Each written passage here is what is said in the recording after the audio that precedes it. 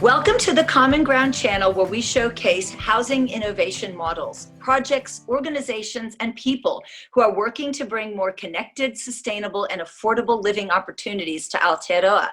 Today, I've invited Sam Johnston to present on a model that's dear to my heart. Sam practices in property law and trusts law. Last year, he completed his master's in laws thesis on community land trusts in Aotearoa, New Zealand, at the University of Auckland. The paper recently won the New Zealand Legal Research Foundation's Writing Award for Best Postgraduate Paper of 2019. I met Sam at the National Permaculture Hui 2 years ago, where we both discovered that we're interested in community land trusts. And hereby we'll refer to that as the CLT, so it's because it's nice and short.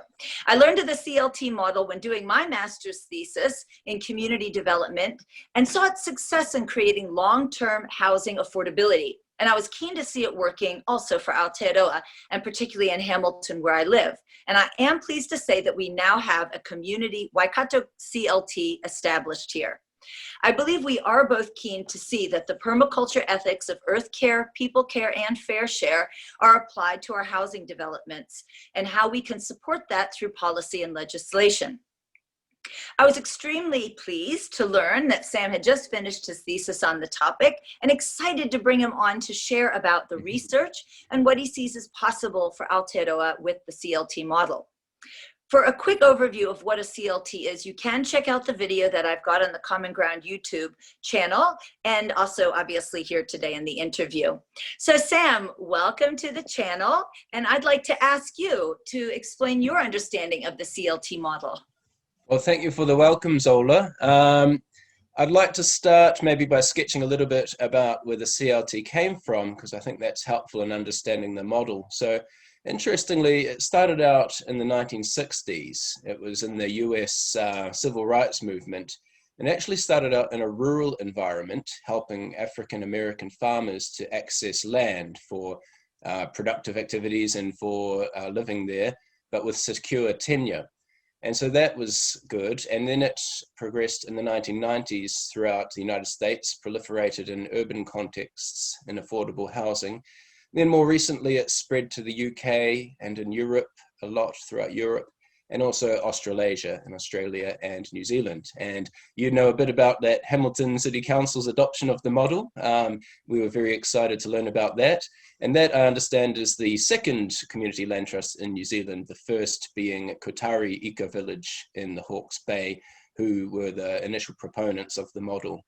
So that's a little bit of a background. The basic structure for the CLT is that a non-profit entity holds the land, and the residents hold the improvements like housing. And so that makes it more affordable because, as the common phrase goes, the cost of land is taken out of the price equation. And so that's the starting point. But it's really quite a flexible model, I think, and it can be tailored to your local objectives. So it might be like just affordable housing, or it might be a more community-oriented development with shared common areas like community gardens or whatever the local community is interested in. Governance is also a little bit different to your conventional housing arrangements, and the power is shared between residents, the local community, and stakeholders, maybe council or other kinds of stakeholders. And so, but the control is localized of the community land trust.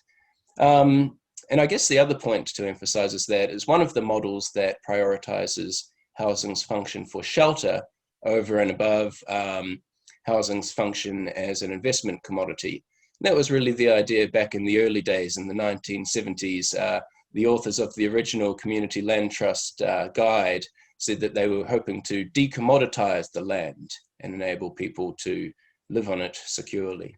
So that's a bit about the model. Great, thank you for sharing. Okay, so around the thesis that you've done, the subtitle of your thesis is that it is a model of land tenure for community and sustainability. So that goes beyond housing that we have. That's right. Its great functions as affordable housing. And you also then added those layers of community and sustainability. So what do you do in developments like eco villages and green housing? Mm. Right. Well, I wanted to do a research project that combined two aspects, housing law and policy as a broad field, and also ecological sustainability. And I was really interested to see these types of developments, eco-villages and green co-housing, really grassroots types of initiatives that address those two concerns. So I really wanted to get to the local level, the grassroots level, and go and meet people and look at their archives and see what they're doing. And a lot of communities have really crafted really great places to live. So there's that. And then on the other hand, some of these communities might start out with good aspirations, but with the course of time, they can go very wrong in different ways. And that aspect also intrigued me. Why do a significant proportion of these communities fail and in some cases collapse? And there was a bit of a dearth of legal research on this particular topic, especially in this country. And so that's what my research sought out to ask. It was, what's the role of the law in particular in the success and the failure of these communities? Oh, that's great because yeah, unfortunately, a lot of people do hear about the failures, and that's why they're a little bit feeling it's a risky thing to support these kinds of initiatives. And so we want to highlight the success and know that there's that legal backing in order Yeah, to take out that risk factor. So that's what I really appreciate about your work. So right. what kinds of legal models did you find out? Oh, well, there's a huge variety that have been tried out in this country. My project included about a dozen or so case studies. Earthsong Eco Neighbourhood in Ranui, which is in West Auckland, is quite a well-known one that's held under the Unit Titles Act. But these communities, a lot of them started out from the 70s and then throughout time to today. And a lot of them were just experimenting as they went along. There wasn't like a well-established legal model for them. So there is, in this country, there's companies, there's charitable trusts, there's cooperative societies, incorporated societies. Then more recently, there's developments with titles, either under Unit Titles Act or freehold titles. And within those developments, there's often an entity which is used to manage the common areas, be it a company or an incorporated society. So there's a huge variety, and all the communities, I think, had points of learning to offer. And I tried to adopt the best bits that have been learned along the way and bring them together in the end of my work. Yeah. Well, that's great. It's really neat Mm. to hear that Aotearoa does actually have a history of trying to do community, and now it's really nice to hear that you're taking that that desire that people do have to live in a more connected way, in a more Mm. sustainable way, and you're really helping communities to make that a legal and secure way for them to go forward, so we don't see any more of these kinds of failures. So, how did you decide which of these models did work well? Right. Well, I had to develop some criteria to evaluate their ownership structures and governance structures. And I actually ended up with 11 of them. It's not a magical number 11, but it's just kind of tailored to our context in New Zealand, the different angles by which we needed to view these communities. So I won't say all of them, but I started out with the vision statement of the community, their sort of ethical normative framework for what they're seeking to achieve. The second one was mission controlled governance. So that's functional governance in light of the visions or aspirations that they have. Next one was security of tenure. And then the next one, protecting affordability. There was mechanisms for commons management.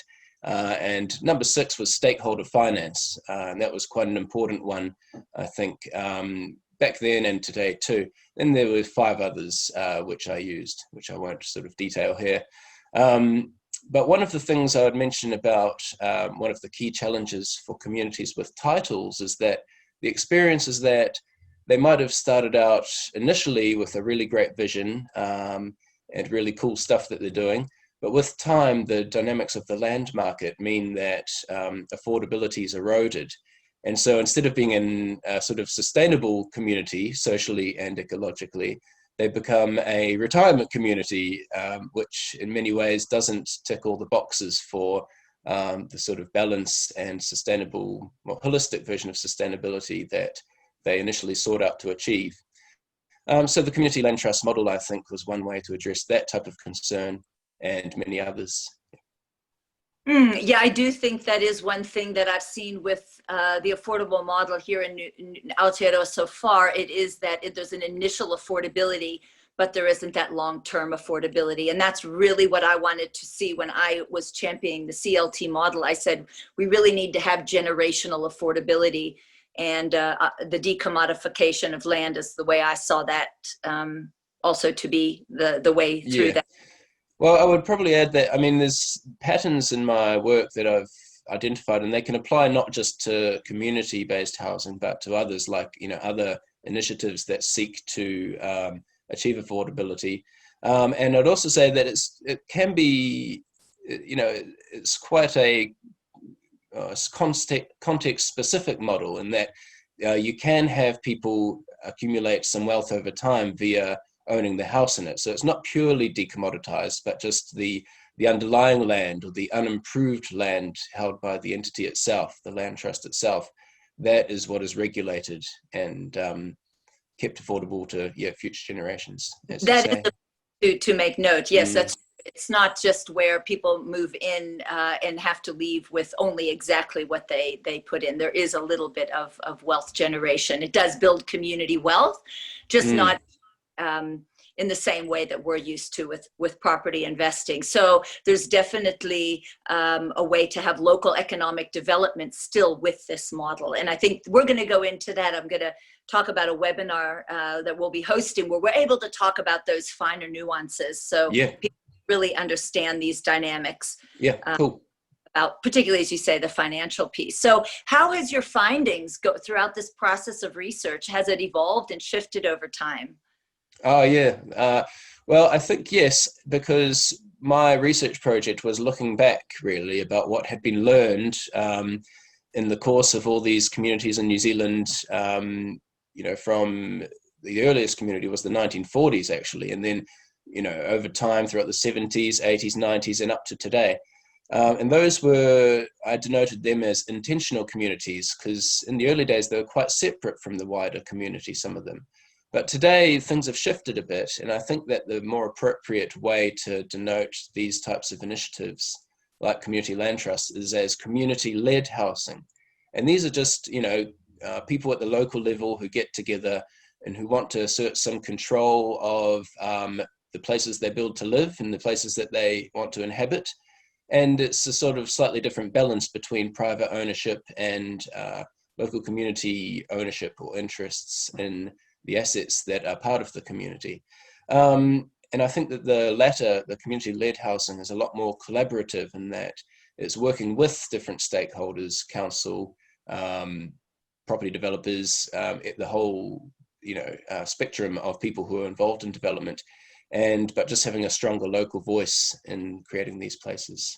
Yeah, that's right. Yeah, more placemaking, and the partnership also really wonderful, because in our case here in Hamilton, it is the Hamilton City Council that has come on board as the first partner to be able to support it, to then do more strategic partnerships.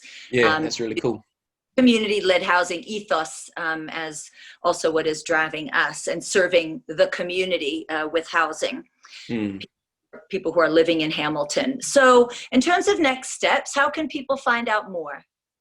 Yeah, well, I'm on the scene and happy to assist, any groups, be it community groups or people in the housing development sector or council or whoever, just to learn more. And I have a model developed in my work, which is basically there and ready to implement, subject to tailoring it to specific objectives of any particular development. But yeah, my focus at this stage is just education, sharing what I've learned, and having a discussion with people who are interested in sort of broadening the tenure mix in this country. Yeah. Well, it's really exciting to have someone in our country who is really specializing in this model, and who's able to be available for consultation. And because it does have variations, when I did my research about what it looks like in America, where it's quite widely adopted, it does take so many different forms, both physically and in terms of partnerships. So there's really so much opportunity and potential, so that each place is going to be unique in its own way as it uses that tenure model. Yeah, no, it was certainly an interesting project to research, and I'm happy to share all the things that I found out. Yeah, that's what I love about also this work that I'm doing at Common Ground, is able to connect me to awesome people like you, who's doing fantastic work, to be able to support what you're doing, support people and communities that want to use these models, so that we're all just strengthening our connections and our knowledge, and helping each other move forward to a better community and housing for everyone. Yeah, no, that sounds great. Yeah. So moving in then, we'll be wrapping up the interview with just sharing about the webinar that's upcoming. So we want to further this conversation and the knowledge, and go into a little bit more detail, case studies, for people to be able to ask questions as well and feel more familiar with being able to actually take it forward. So we're going to be organizing as Common Ground with you, Sam, to be hosting online presentation that's going to be interactive, and it's for anyone who wants to dive deeper into this topic and have their questions answered by you, pretty much. And we'll be hosting it within the next month or so.